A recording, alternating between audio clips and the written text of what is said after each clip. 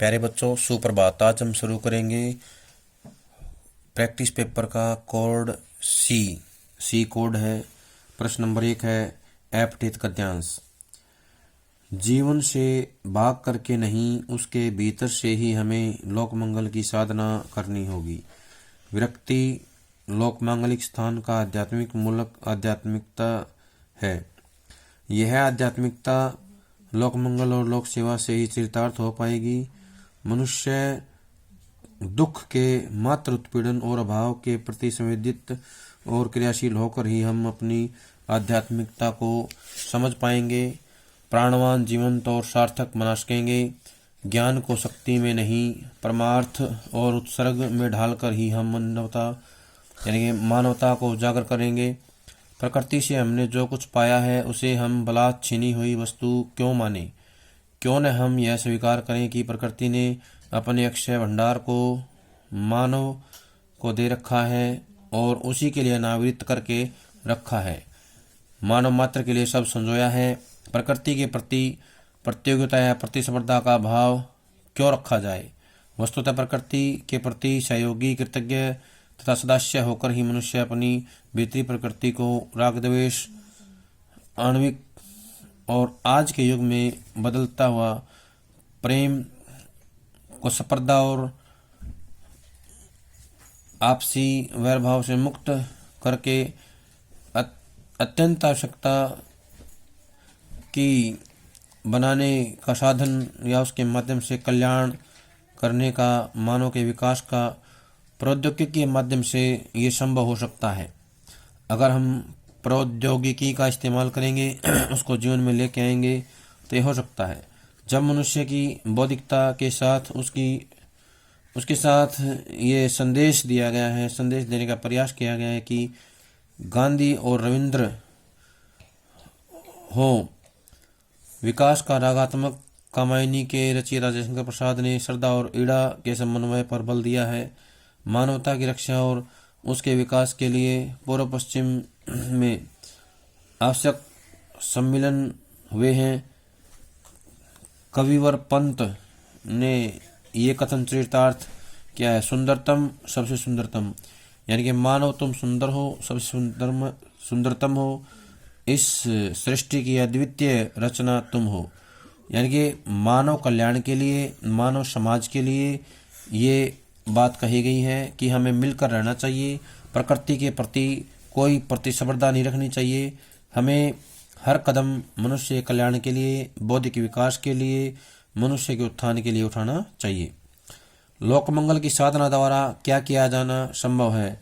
धरती के जीवन को स्वर्गीय बनाना, आध्यात्मिक तथा धार्मिक प्रगति करना, केवल मनुष्य का विकास करना, प्रतिस्पर्धा की भावना को कम करना।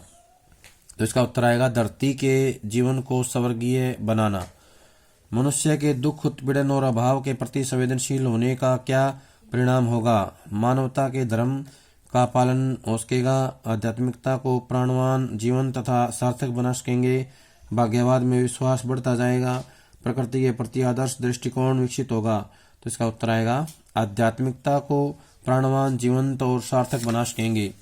प्रस्तुत गद्यांश के संदर्भ में कौन सा कथन सत्य है? पश्चिम संस्कृति पूर्व की अपेक्षा अधिक समृद्ध है।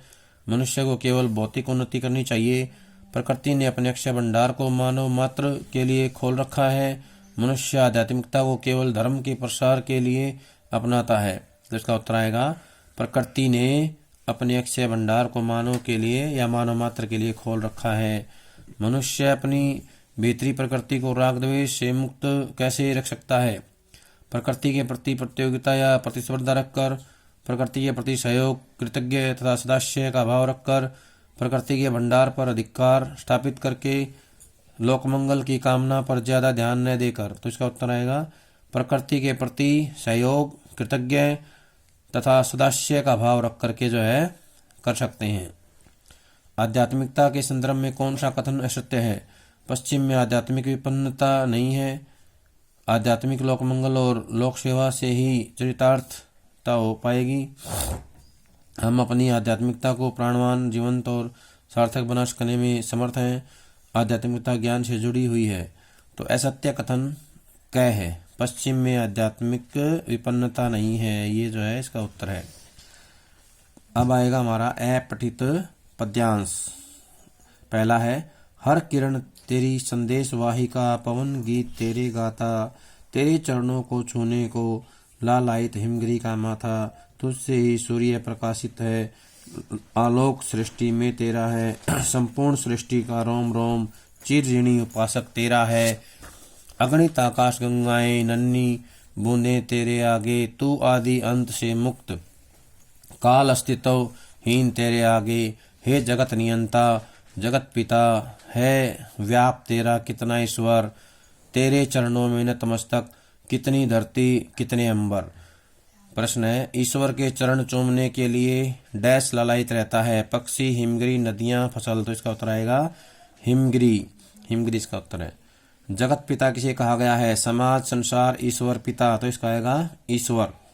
निम्न में से सत्य कथन डैश है? ईश्वर के चरणों में धरती और अंबर नतमस्तक हैं, ईश्वर के चरणों में धरती और वायु नतमस्तक हैं, ईश्वर के चरणों में धरती और आग नतमस्तक हैं, ईश्वर के चरणों में अंबर और हवा नतमस्तक है। तो इसका उत्तर आएगा ईश्वर के चरणों में धरती और अंबर नतमस्तक हैं। ये कथन जो है सत्य है। संपूर्ण सृष्टि का रोम रोम, पंक्ति में रोम रोम में डैश अलंकार है, अनुप्रास है, पुनुक्ति, प्रकाश, यमक, उपमा। तो इसका उत्तर आएगा पुनुक्ति प्रकाश अलंकार है। कथन ए और आर को पढ़कर उचित विकल्प चुनिए। कथन ए में है, संपूर्ण सृष्टि तेरे चरणों में नतमस्तक है, कारण आर, तेरा अस्तित्व आदि अंत से मुक्त है। ऑप्शन एक है, कथन ए सही है किंतु कारण आर गलत है। कथन ए और कारण आर दोनों गलत हैं। कथन ए सही है और कारण आर उसकी सही व्याख्या है। कथन ए सही है किंतु कारण आर उसकी गलत व्याख्या है। तो इसका उत्तर आएगा ग। कथन ए सही है और कारण आर उसकी सही व्याख्या है। अगला काव्यांश है, शांति नहीं तब तक जब तक सुख भाग न सबका सम हो, नहीं किसी को बहुत अधिक हो, नहीं किसी को कम हो। सवत्व मांगने से न मिले, संघात पाप हो जाए, बोलो धर्मराज शोषित वे, जिए या मिट जाएं। न्यायोचित अधिकार मांगने से न मिले तो लड़के, तेजस्वी छीनते समय को, जीत या कि खुद मर के। किसने कहा पाप है अनुचित, सवत्व प्राप्ति हित लड़ना, उठा न्याय का खड़ग समर में, अभय मरना मरना। कवि के अनुसार शांति के लिए डैश आवश्यक शर्त है? संसार में संसाधनों का दुरुपयोग, संसाधनों की प्राप्ति में राजनीतिक दबाव, संसार में संसाधनों का समान वितरण, स्वतः मांगने से मिले। इसका उत्तर आएगा संसार में संसाधनों का समान वितरण। न्यायोचित अधिकार मांगने के लिए मानव को क्या करना चाहिए? संघर्ष करना चाहिए, अपना हक मांगना, पाप नहीं की सोच पैदा करना, अधिकारों के लिए प्राणों को दांव पर लगाना, उपरोक्त सभी। तो इसका उत्तर आएगा उपरोक्त सभी। तेजस्वी किस प्रकार समय को छीन लेते हैं? जीत कर छीन लेते हैं, स्वयं कुर्बान होकर। ग में आएगा कै और ख दोनों, ग इनमें से कोई नहीं। तो इसका उत्तर आएगा कै और ख दोनों, दोनों इसके उत्तर हैं। कृष्ण के युधिष्ठिर को युद्ध के लिए प्रेरित करने में कौन सा कथन सही नहीं है? अपने प्रति न्याय प्राप्ति के लिए, अपने हक दिलवाने के लिए, अपने हक दिलवाने के लिए, अन्याय के खिलाफ लड़ने के लिए, प्रभुत्व स्थापित करने के लिए। तो इसका उत्तर आएगा प्रभुत्व स्थापित करने के लिए। ये कथन जो है सही नहीं है। न्यायोचित शब्द में संधि विच्छेद में स्वर संधि का कौन सा भेद आता है या कौन सा भेद है? तो ऑप्शन दिए गए हैं, गुण स्वर संधि, दीर्घ स्वर संधि, यण स्वर संधि, अयादि स्वर संधि। तो इसमें आएगा गुण स्वर संधि जो है इसका उत्तर है। कविता के आधार पे, कैमरे में बंद अपाहिज कविता में कैमरा एक साथ क्या दिखाना चाहता है? दर्शकों को रोते हुए, अपाहिज को रोते हुए, केवल दूरदर्शन वालों को रोते हुए, कै और ख दोनों। तो इसका उत्तर आएगा कै और ख दोनों। ग जो है इसका उत्तर है, कै और ख दोनों। नील जल में किसी की गोर झिलमिल देह जैसे हिल रही हो, में कौन सा भाव है? उज्ज्वलता का, निर्मलता का, पवित्रता का, तरलता का। तो इसमें आएगा उज्ज्वलता का भाव है। और उज्ज्वल में ये दोनों जय आदि आते हैं, उज्ज्वलता में जय दोनों आदि आएंगे। रुद्ध कोश है, शुद्ध तोष है। यहाँ तोष का क्या अर्थ है? खिन संतोष, रुका हुआ खजाना, तो इसका आएगा संतोष। इसका उत्तर आएगा संतोष है यहाँ पर। दीपावली के पर्व पर घर के बारे में कौन सा कथन सत्य नहीं है? घर लिपे पुते होते हैं, घर साफ सुथरे होते हैं, घर गीले सूखे होते हैं, घर सजे धजे होते हैं। तो इसका जो ऑप्शन है गए, ये इसका सही उत्तर है। घर जो है गीले सूखे होते हैं, ये इसका उत्तर है। पतंग नामक कविता के आधार पर कॉलम ए और कॉलम ब से सम्मिलित करके सही विकल्प चुनिए। आकाश को इतना मुलायम बनाते हुए श्रव्य बिंब, घंटी बजाते हुए जोर जोर से दृश्य बिंब, खरगोश की आंखों जैसा लाल सवेरा स्पर्श बिंब। तो इनमें जो ऑप्शन दिए हैं कै में पहले का तीसरा, दूसरे का दूसरा, तीसरे का पहला। ख में पहले का दूसरा, दूसरे का तीसरा, तीसरे का पहला। ग में पहले का तीसरा, दूसरे का पहला, तीसरे का दूसरा। ग में पहले का पहला, दूसरे का दूसरा, तीसरे का तीसरा। तो इसका उत्तर आएगा ग। ग जो इसका उत्तर है। पहले का आएगा तीसरा, दूसरे का आएगा पहला और तीसरे का आएगा दूसरा। पाठ के आधार पर बाजार दर्शन पाठ के आधार पर बाजारूपन क्या है? इसका अर्थ क्या है? बाजार से सामान खरीदना, बाजार को सजाकर आकर्षक बनाना, बाजार से अनावश्यक सामान खरीदना, बाजार से आवश्यक सामान खरीदना। तो इसका आएगा बाजार से अनावश्यक सामान खरीदना, ये इसका उत्तर है गए। भक्तिन के संदर्भ में निम्न में से कौन सा कथन सत्य नहीं है? भक्तिन जोशी की रहने वाली थी, भक्तिन का विवाह 5 वर्ष की आयु में हुआ, भक्तिन का वास्तविक नाम लक्ष्मीन था, भक्तिन का गोना 13 वर्ष की आयु में हुआ। तो ये जो गए है ये इसका सही उत्तर नहीं है। लक्ष्मीन का गोना 13 वर्ष की आयु में हुआ। लेखक ने भाईचारे के वास्तविक रूप को डैश मिश्रण के समान बताया है। दूध पानी, घी शक्कर, आटा नमक, दूध दही। तो इसका आएगा दूध पानी। ये इसका सही उत्तर है दूध पानी। दिन 10 फूला फूली के कंकड़ भया पलाश, ये कथन किसका है? तुलसीदास का, कबीरदास का, कालिदास का, वात्स्यायन का। तो ये आएगा कबीरदास का। ये बात कबीरदास ने कही है। पहलवान की ढोलक नामक पाठ के आधार पर कॉलम ए को कॉलम ब से सम्मिलित कीजिए। दिन्ना दिन्ना दिक दिन्ना, दांव को काट कर बाहर निकल जा, डाक दिन्ना चित करो पीठ के बल पटक दो, दाक दिन्ना तिरकट तिन्ना वाह पट्ठे। तो इसका जो सही मिलान ये होगा क में दिया गया है पहले का दूसरा, दूसरे का तीसरा, तीसरे का पहला। ख में दिया गया है पहले का पहला, दूसरे का दूसरा, तीसरे का तीसरा। ग में पहले का तीसरा, दूसरे का पहला और तीसरे का दूसरा। ग में पहले का दूसरा, दूसरे का पहला, तीसरे का तीसरा।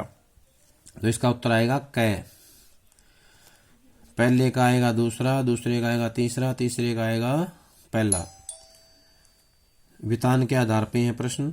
सिल्वर वेडिंग कहानी की विषय वस्तु डैश पर आधारित है? समाज में बदलते जीवन मूल्यों पर, समाज में बदलते सांस्कृतिक मूल्यों पर, समाज में बदलते पारिवारिक मूल्यों पर, समाज में बदलते सामाजिक मूल्यों पर। तो इसका उत्तर आएगा समाज में बदलते सांस्कृतिक मूल्यों पर। ख इसका उत्तर है।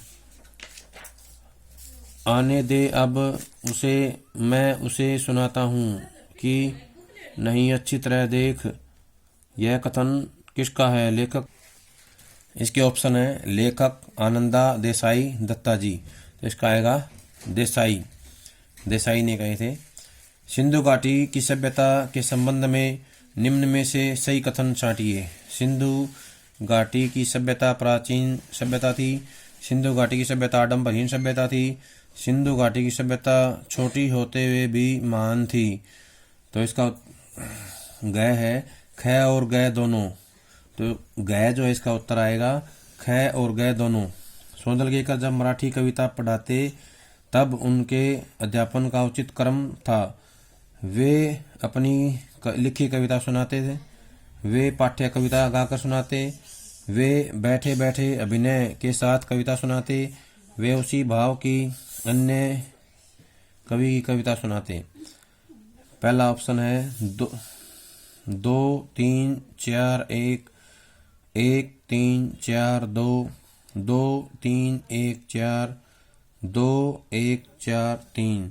तो इसका उत्तर आएगा क। कै पहला, 2 3 4 1।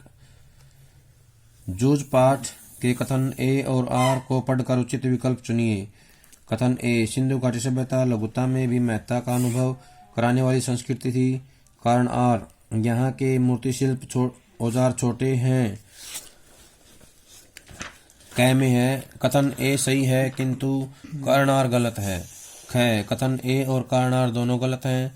ग, कथन ए सही है और कारण आर उसकी सही व्याख्या है। ग, कथन ए सही है किंतु कारण और उसकी गलत व्याख्या है। तो इसका उत्तर आएगा ग। ग इसका उत्तर है। कथन ए सही है और कारण और उसकी सही व्याख्या है। अभिव्यक्ति माध्यम से है, ऐसी पत्रकारिता जो किसी विचारधारा, उद्देश्य या मुद्दे को उठाकर जनमत तैयार करती है डैश पत्रकारिता कहलाती है। पीत, पेज 3, एडवोकेसी वैकल्पिक। तो इसका आएगा एडवोकेसी पत्रकारिता। कॉलम ए को बी से मिलाना है। टेलीविजन, मुद्रण, रेडियो, दृश्य श्रव्य, समाचार पत्र श्रव्य।